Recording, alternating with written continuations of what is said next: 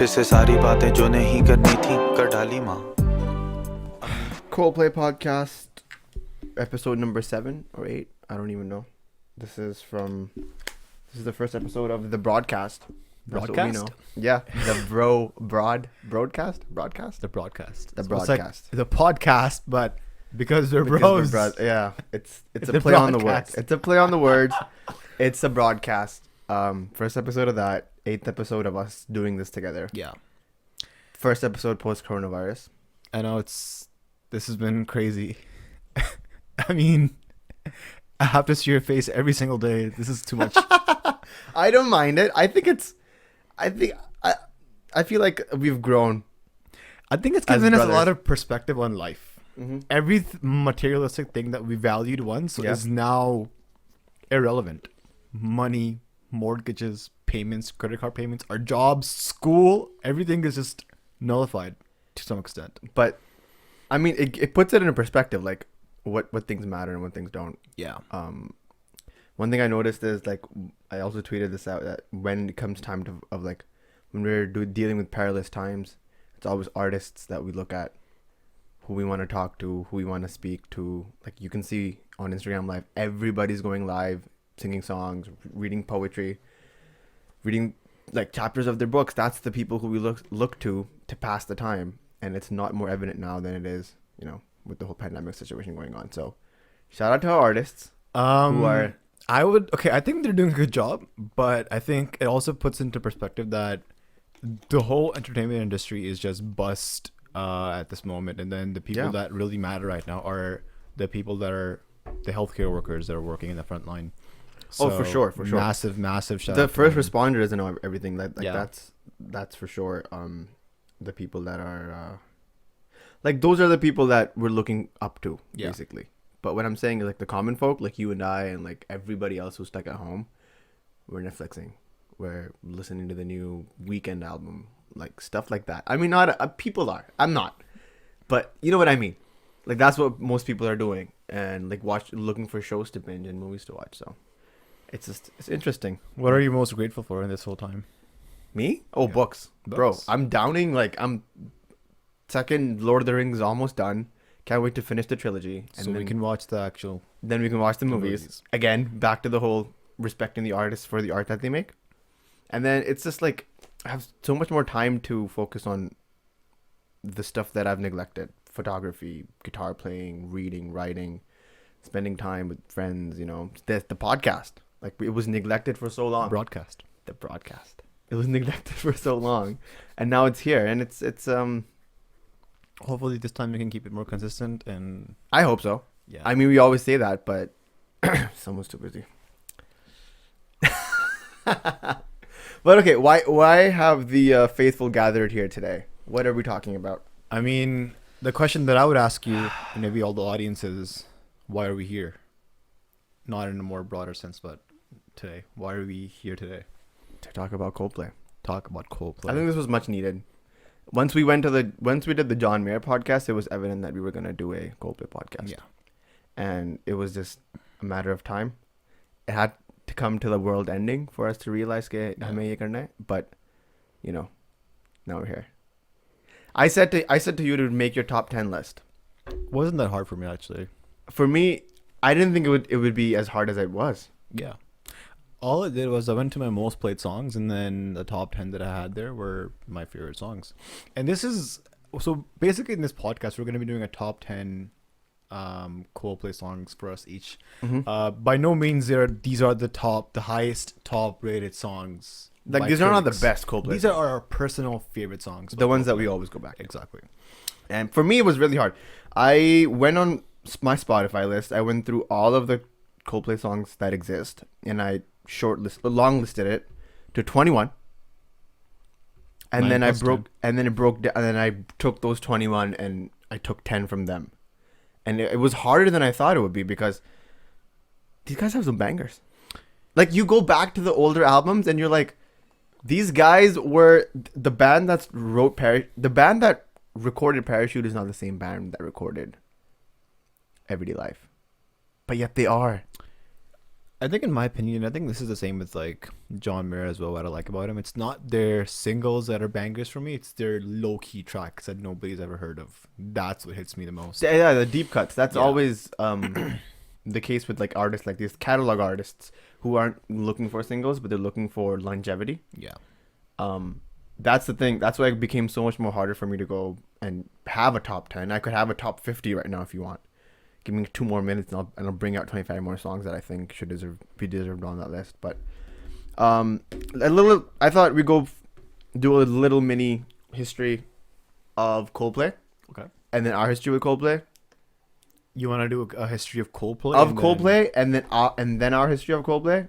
Like how did you get into the band? How did I get into the band? Sure. And then we can round it off. Sounds So good. Coldplay formed in 1999 or 1998 in UCL, University College London. They used to all go to the same college. All 4 Yeah. people: Chris Martin on vocals and piano, Johnny Buckland on lead guitar, Will Champion on drums, and Guy Brightman on bass. 4 kids, 4 lads from London. They went to university together. They started a band called Starfish, played a gig, turned into Coldplay after that, after they stole a name from their friend. And then they recorded their first album. It was released in, I think, 2000 it was released in. Let me just double check. Parachutes was released. That's when they had the song Such a Rush, right? Yeah, they had an EP before called the Blue Room EP, which had Such a Rush, and I think it had Trouble and a few other ones on him. The Blue Room EP, yeah. Don't Panic, See You Soon, High Speed, Such a Rush, and Bigger Stronger. And then after that, they released their debut album Parachutes on July 10th, 2000, with the smash hit single Yellow, which was not the first single of that album. Shiver was the first single. Shiver is like the little brother to Yellow, because if even Chris Martin talked about this, that he was trying to write Shiver when he wrote Yellow. And so Shiver, Yellow, Trouble, Don't Panic, those were the singles off this album. Went on to sell one of the highest selling debut records in English history. Went off to sell 8.5 million copies worldwide. And then they go on and... So this is a time where the Oasis are like not a thing. Like, Oasis? I mean, the band Oasis, Yeah. right? Were they still a band then? Yeah. What are you talking? The In Oasis broke up 2000 in 2009. We need to do an Oasis podcast later. I don't know too much about the Oasis. So you got to rewatch Super All I know is that I've met Noel Gallagher. Oh my god, that's a different Story for another day. Story for another day. But Oasis had put out definitely maybe 94, 95 was What's the Story, Morning Glory, and 98 was their album Be Here Now. So they were still a thing. They broke up in 2009.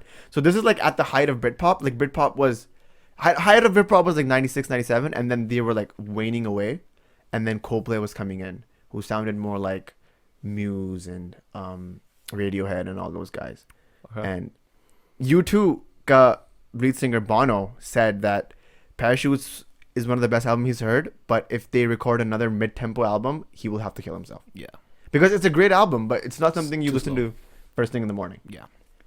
But A Rush of Blood It's to the something Head. I would listen to like on a gloomy day when I'm not just... Yeah, it's feeling myself. overcast. Yeah. You have some tea in your hand. Some tea, some biscuits. Some biscuits. You put on Don't Panic. You put on We Never Change. Sparks. Right now, I think a song that kind of relates everybody is Everything's Not Lost. Everything's Not Lost. Everything is not lost, guys. Is it in my top 10? We'll have to find out. But it's there. And then 2 years later, they released A Rush of Blood to the Head, which I think is the best Coldplay album ever recorded. I can do a whole 1-hour podcast I on agree. just that album. Bangers after Banger bangers. singles, The Scientist, Clocks, single-handedly changed music. Amsterdam. Green Eyes. What are you gonna do? There's In too My many, Place, there's too many. right? Warning Sign. Warning sign. You could make a top 10 best Coldplay song just from that album. That's how good that album is. And then they come out with X and Y, with Fix You, Viva La Vida with Viva La Vida, Milo Xyloto, Teardrop, and then Ghost Stories. Ghost Stories, Change of Shit. Like as the albums progress, you see that the band has changed and has shifted gears towards.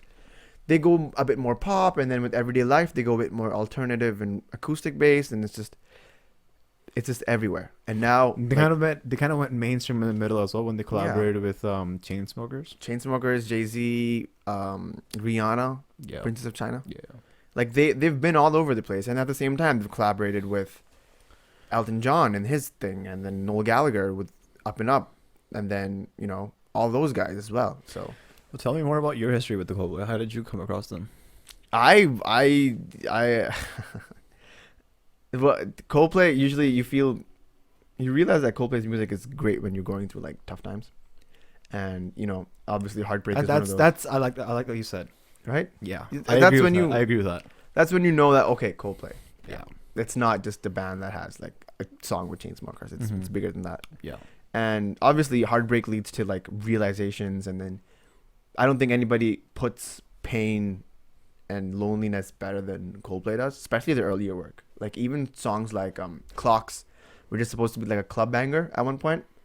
The mythos of that song is so deep. Mm-hmm. It's about self-doubt. It's about who I am as a person, and what my place in the universe is. And like that's the stuff that Coldplay is really good. Even something as poppy as what's the Chainsmokers song? Something just like this. That's a song about self-doubt and believing in yourself. That's what it is. That's what that song's about. Looking at your partner, whoever it is, and trying to find, the things that appeal to them and in yourself. And that's what that pop song about with the Chainsmokers is about. So Think about that. So who broke your heart, man? What's going on? Okay, How'd you get into this stuff? We don't get into Get to that. the point, man. The point is that Coldplay is a great band, and that we're here to do the top 10. How did you get into the band? Apart from stealing all my music. Well, he kind of spilled the beans on that. But I think what I remember is I think one of the first songs that I ever heard from Coldplay was "Fix You," and if I remember correctly, it was on one of your iPods. Or like one of your MP3 players. Or The one with the USB. Yeah. And I think it had only but one or two Coldplay songs. I think Paradise was one of them. Fix You was one of them. And then more earlier, I listened to Lost. And Lost, bro. And Lost was like, it used to be my song when we used to play cricket in Karachi for our school. And then after we lose the match on the bus ride back home, I'm just like, man, I'm listening to Lost. What's going on? Why are we losing? My life is so bad. We're such a bad team. And that's kind of how I got into Coldplay. So Fix You, Paradise, Viva La Vida. This is back in like Pakistan days. Yeah, this is like I only heard of like maybe 4 to 5 songs. It's only when I came here that I actually discovered their whole discography. Really got into their music. So I think it dawned upon me. And then 2017 came, and I listened to every single song. I'm talking even like the ones that they didn't release. Yes. It's like the low key ones. Gravity. Proof. Gravity should have been in my top 10. It's such a good song, man. Honorable Gravity, mentions. Proof. I love Proof as well. Such a Rush. Such a rush, bro. Like, I mean, we could go on about how amazing their songs are, but I think we should start dive into the top 10. dive into the top 10. I'm gonna. Pull Do out you my have list. do you have like, is it in a particular order from like 1 Yeah, to yeah. 10? This is particular. This is Okay. not just the top. This is 10 to 1 for Okay, me. okay. I don't know if that's for you. No, I have a more general list, but I think I mean, I sorted it out that way because I literally think if you were to go to someone and like introduce them to Coldplay, these 10 songs is what I would give them. Like, Yellow, here you go. This is your life now. have fun. Have fun. Good luck. I said I had 21 songs that I long listed, and then from them I took the top 10. I'm gonna start with number 10. It's off their newest album, Everyday Life, and the song is Church. Love that song. I think Church is one of the best songs of last year released, hands down. Love their performance in Jordan. I think the strings on that song, the Arabic section at the end, reminds me of Sting, Desert Rose. Of course. And then that touch, that Amjad Sabri touch, that I heard in the interview. Fun fact: Amjad Sabri has a few lines in the background of that song. Yeah, his backing vocals on Even that if song. you Google the song, Coldplay gives him. They give him writing credits. writing You can credits. see it on Spotify. If you Yeah. open the song, you go on credits. It's written by like 12 people. Yeah. 4 of them is Coldplay. 1 of them is Amjad Sabri. Yeah. And it's that hit of like nostalgia and home to me just elevated. I like that song pehle se, but then when I heard that part of it, I was like, okay, this song has a new place to me, new place in my heart, and in my arsenal of Coldplay songs. So number 10 for me will be Church, no doubt. What about you? I don't have any particular order, but most of these songs I would say they're in order for the most part. Number 10, I would say A Sky Full of Stars. Really? I I have that in the list. yeah. It's higher. Love that song. I think it's a song that I can listen to in any mood that I'm in. Oh yeah, Right. for sure. It's not a sad song or a happy song. Yeah, it's more. I love that song. And then when I heard it live, it just also elevated to me. I think we should also talk about the concert, because I think that also had a big part in us liking Coldplay even more than we already did. Yeah.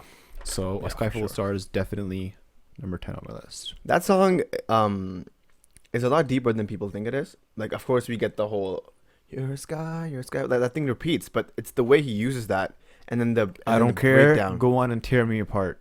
I don't care if you do. That's that like. It's just so simple, but it's so poignant at the same time that Yeah. it hits you differently. Sometimes less is more, right? Mhm. And that song is the epitome of less is more. Like Yeah. you don't have to say these outrageously grand claims. It's just like It's like, I mean, you're What are you giving gonna do? someone that power. vulnerability. Vulnerability, yeah.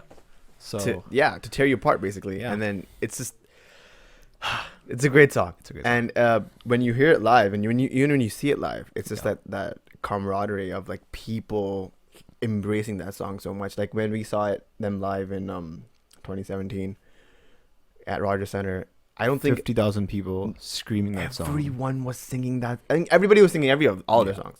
But that specific one, when it came, you can hear it when the piano goes, and then I don't care. Go on and tear me apart. it's everybody knows that. Yeah. And that song does not have a chorus. Mm-hmm. Take that in mind. Like for the people who write music and the people who make music, that song does not have a chorus, and yet it is so memorable. Mm-hmm. And shout out to Avicii, rest in peace. What a drop on that song, and I love it. It's amazing. Number 9. Number 9 for me is From A Rush of Blood to the Head, and I think you'd agree that this is probably one of their best songs, Amsterdam. Amsterdam. Oh my god, what a song! Yeah. It's very dark. What a song, It's dark. bro! It hits you every time I listen to that song. It takes me back to a different time in my life, and the best version of the song is not even on the album. It's the live The live version one. the live Yeah. 2003 version. Oh, Johnny Buckland's guitar at the end when it comes in, it's so nasty. That's where the Britpop influence comes. That's nasty. that's where the whole Noel Gallagherism comes in. Yeah. Because Noel Gallagher has those really disgusting guitars in his Oasis stuff, and that's I feel like that's the whole Britpop thing that I was talking about. That's where it shines the most. Yeah. Or as Liam would say, shine. Amsterdam is number 9 for me. I think everybody should listen to that song, whether you're happy or sad.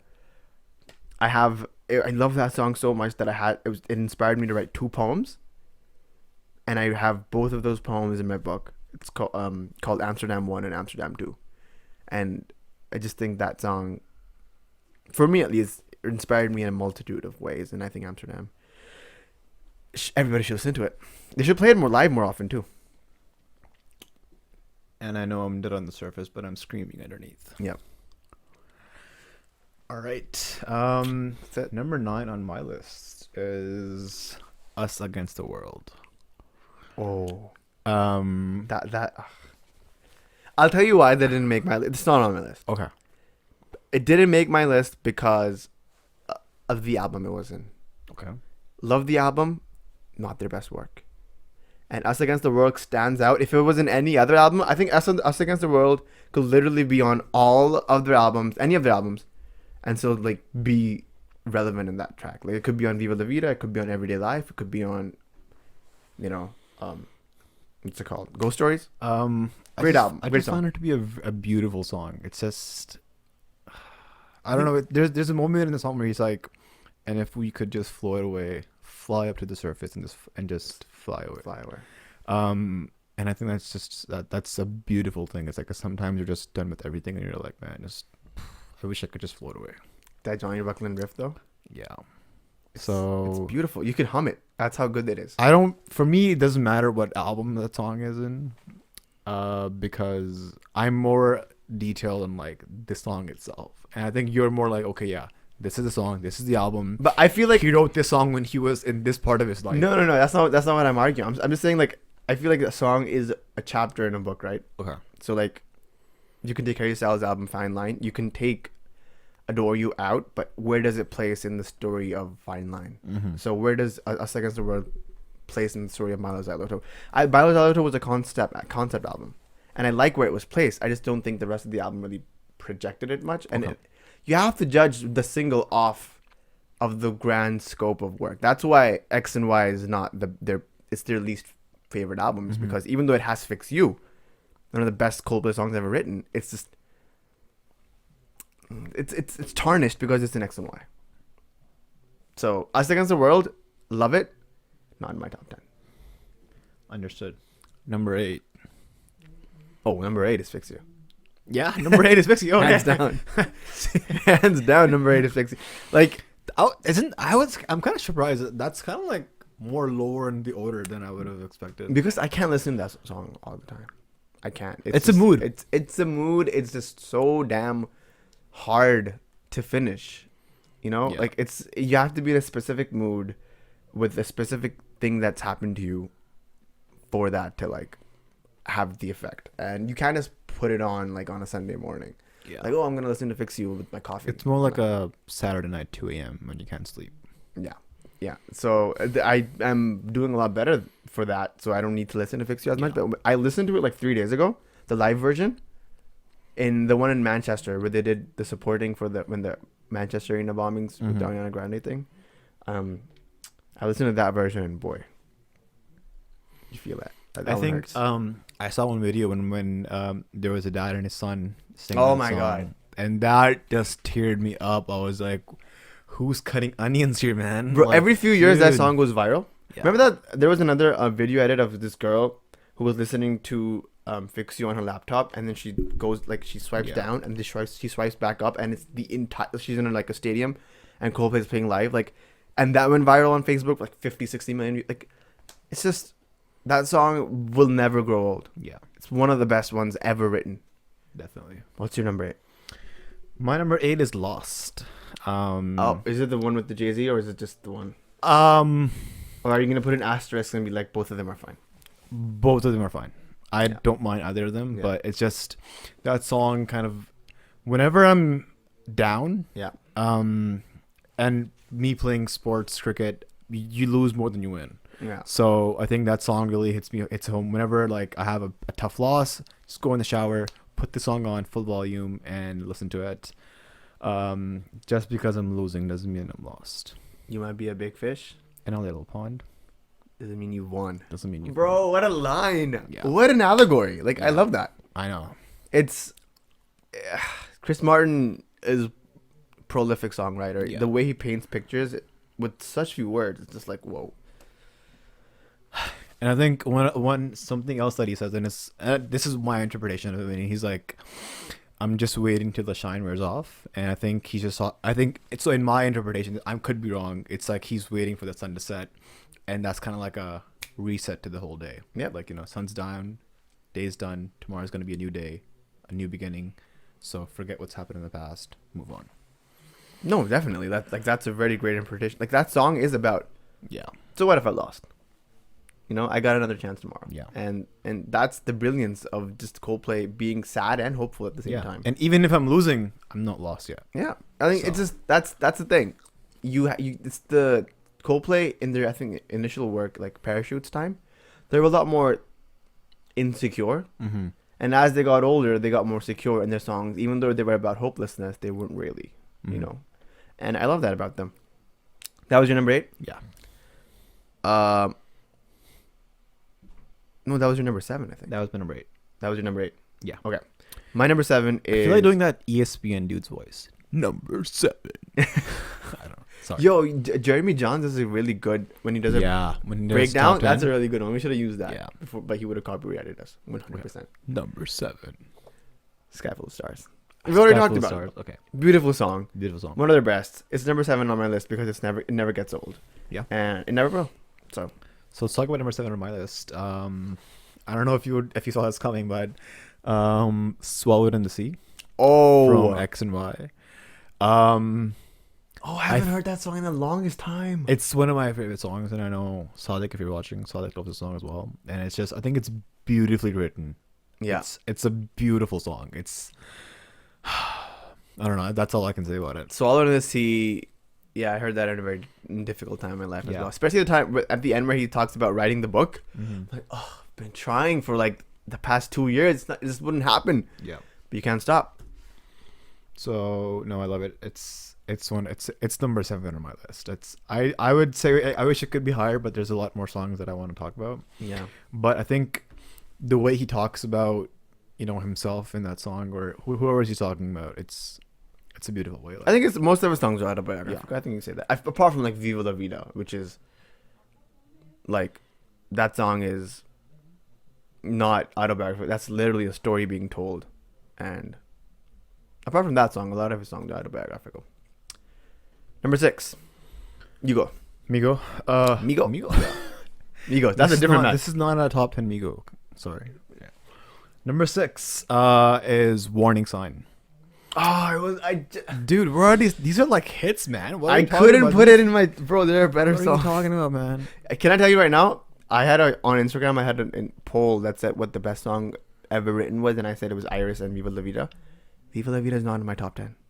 That's crazy. That's how tough it was for me to make this list. Sorry, continue. Yeah, Warning Sign. I think beautifully written song. I feel like I keep saying this word every single song. And it doesn't make it less true. Yeah, Warning Sign, great song. I think that whole album itself is just we X and Y? We talk. No, this is from A Rush of Blood to the Head. No, that's X and Y. Warning Sign. Warning Sign. Oh, Warning, I dude. just saw it in the sea. Sorry. Sorry. Warning Sign. Yeah, That album, Warning yeah. Sign is from My mistake. A Rush of Blood to the Head, and I think it's just crazy. You were an island and I passed you by. You were an island to discover, and I think the island you can use that analogy for even a person. Like, I think that's what it was. yeah, Analogy like- for the person. Like it was just like I was in a place where I couldn't. Warning Sign for me at least is more like, okay, I have these red flags, and I have these projections. I'm gonna put them on you, and I'm gonna see you the way that I want to see you, as opposed to the way you are. And then I'm gonna have these warning signs, and not gonna. And then this song is John Mayer's favorite song, and he said it best when he was like, sometimes you don't have to say anything super articulate. You can just say, and the truth is, I miss you. I miss you. Yeah, that is in the most literal sense you can put it. Yep. Right. So Warning Sign, man. What a track. Shit. Beautiful. My number 6 is Everglow. Oh my god. Right? It's not in your top 10? It's not on my list. No. It has to be on my list. I But wish it Everglow was. Everglow is the companion to Fix You. Okay, are we talking about the Everglow Single version. The Single piano. version. Just the piano. Him, man, and a coffee. Is this the one with the Muhammad Ali speech? Yeah. Okay. Yeah. I didn't like the Everglow, the studio version. No, I think they messed it up there. I don't like the production on that entire album. I think it should have been just piano. It should have been what it was. Maybe a bass. But it was, and the guitar solo at the end. That's it. I love Everglow, man. Man, Everglow is because Everglow has Gwyneth Paltrow's vocals in it, and it is the companion piece to Fix You. When you listen to Fix You, then you have to listen to Everglow. Those come hand in hand, like a long story being told. I love it, Everglow, and then the live version where he asks the German kid to come up on stage and play it. Tell me that's not one of the most beautiful things you've ever seen. It's great. And I think living here, it's always like we're 6 months of coldness. So when he's like Coldness, wintertime, when he's like when I'm cold, I'm like, dude. Yeah. I'm Like, always that cold. chorus hits you differently when it's -45 outside, for sure. Number 5 for you. We're coming into the top 5 now. This is gonna be. This is where it starts to get a lot more, like, controversial. Cause I have some top 10s that are like, what are they doing there? But it makes sense. Number 5 on my list is Up and Up. Really? Yeah. Not on my list at all. It's on my top 21 though. I like that song a lot because it's the last song on their album. It's a very hopeful song. And the analogies that he uses in that song is beautifully shot. That it's music beautifully video shot as well. Oh. And I think even when we heard it in their concert, it was the last song that they do. And The last line of that song is Believe. "Don't ever give up," and then he finishes goes off with with "Believe in love." Yeah.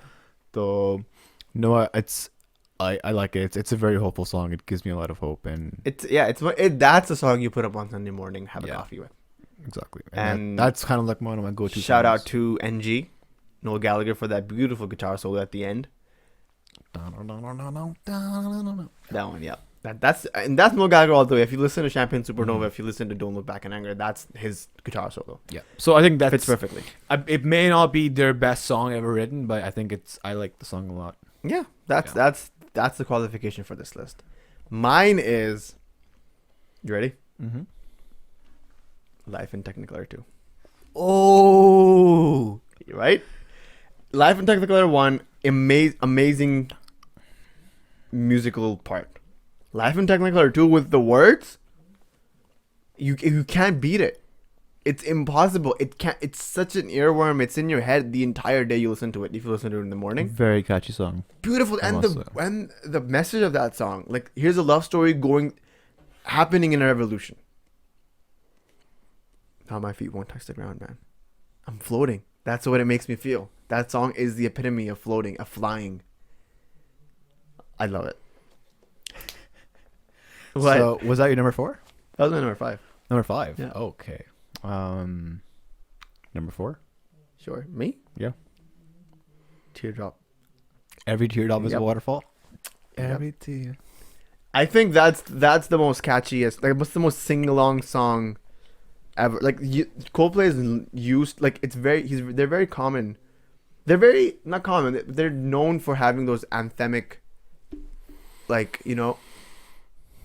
stadium tunes, and it doesn't get bigger and better than Every Teardrop is a Waterfall. Yeah, I remember. Yeah, even in the concert, they were like, "Away, oh." And then the crowd would go, yeah, like that's how they start the song. It's one of the most, like, you want to belt it. That's how amazing, and it makes you feel happy. There's no way it doesn't make you feel happy. Yeah, Even it's a great song. I love it.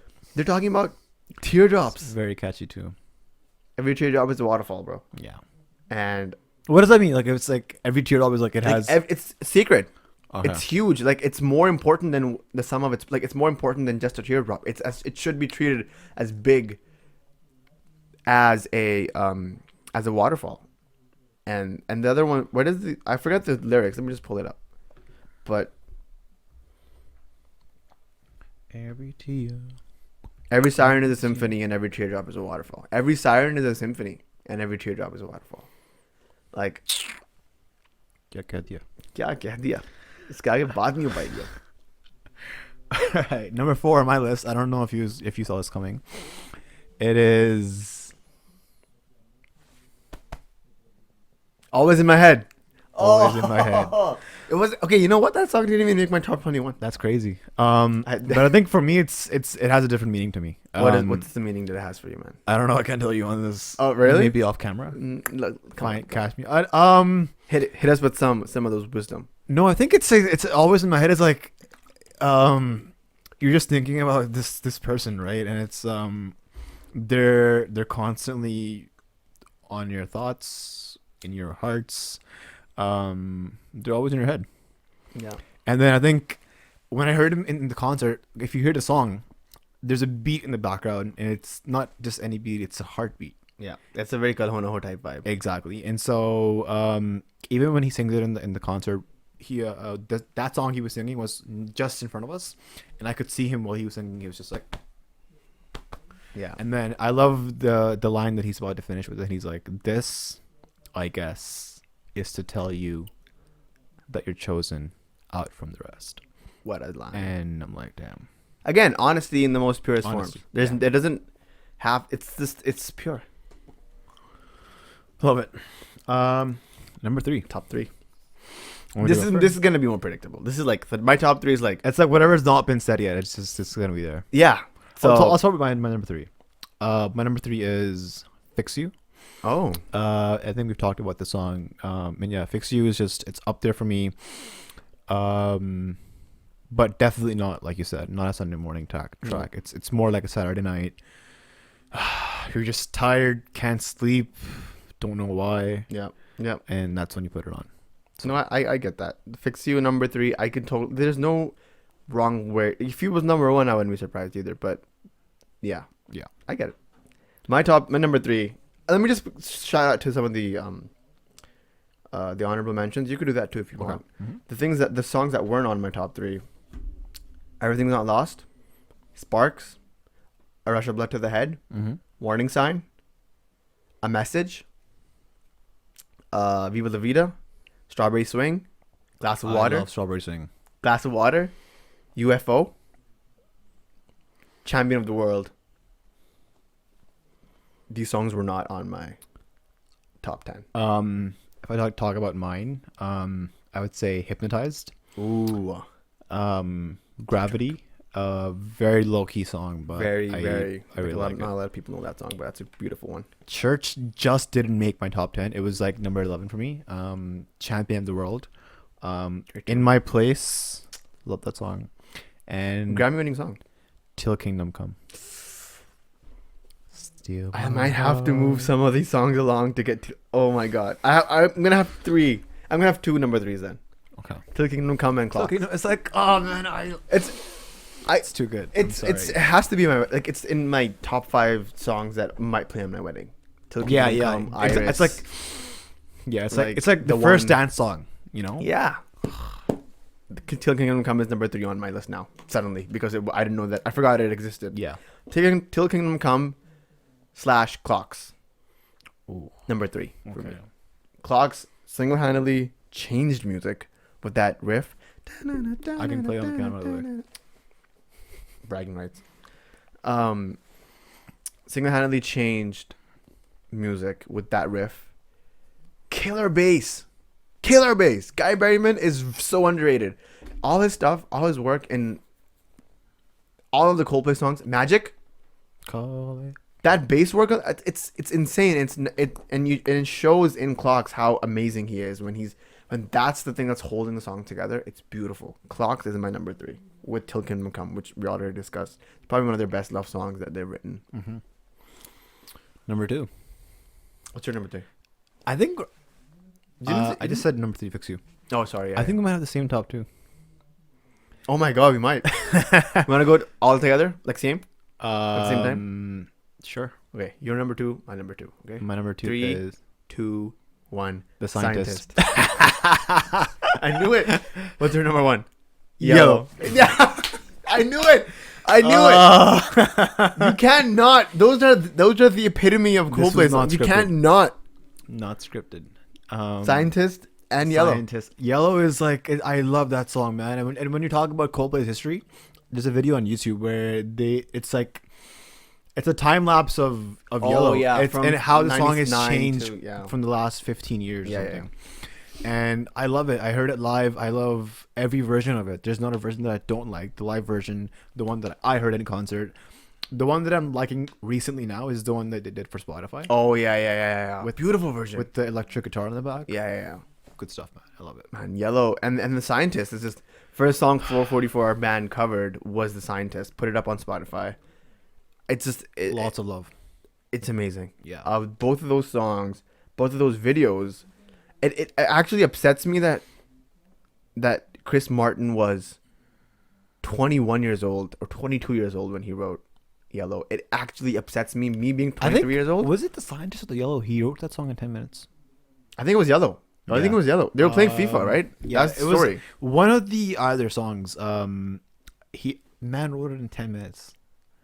And Your Paradise. I think I don't want to get too deep into this, but like you're a writer as well, and you know a lot of these things, and it's hard to explain to somebody who doesn't write anything. Yeah. But a lot of these things are very divine. It's like, you know, Mhm. and I've heard a lot of authors talk about this. It's like you don't write it. It's like it's given to you. You're the vessel where the message is gone through. Exactly. That's basically what it is. Yeah. You're just the middleman. Yeah. It's more. From It's the like top a to the revelation of page. some sort. Yeah, it is. To And some extent, yeah. and Chris Martin treats music as spirituality. Like that's how he meditates or whatever. Mhm. And it's not more evident in song, like, because there's so much mention of God and so much mention of a lot of that stuff in it. His biggest song is about not being able to go to heaven. Viva la vida. Mhm. Saint Peter won't call my name. Saint Peter is the angel of that's gonna let people in heaven, Yeah. and he won't call my name. Why? because he doesn't think he's gonna go to heaven. That's like all of everybody's like biggest fear is like, okay, life after death.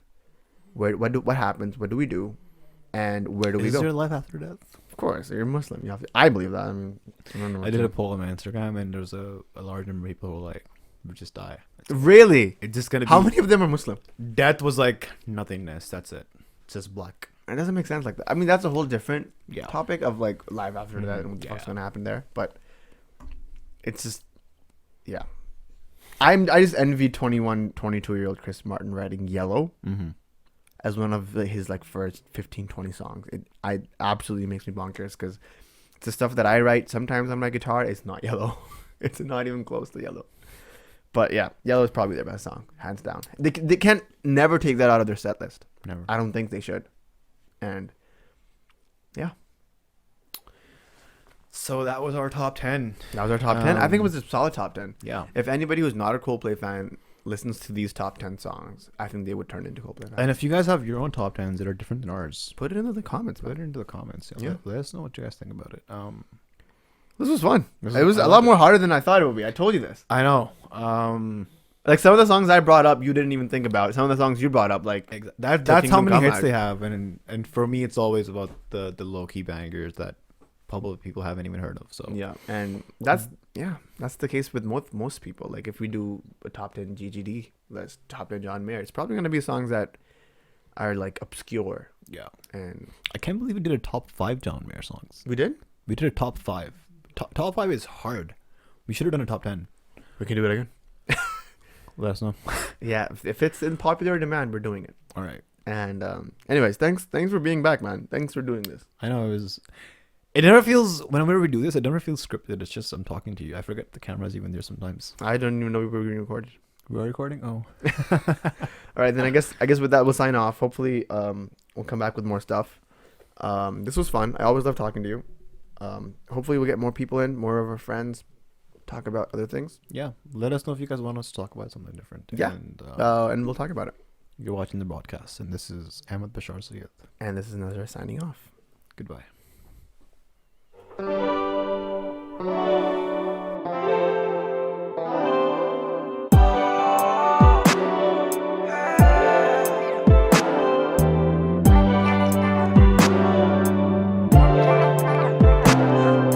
माँ अम्मी फिर से सारी बातें जो नहीं करनी थी कर डाली माँ।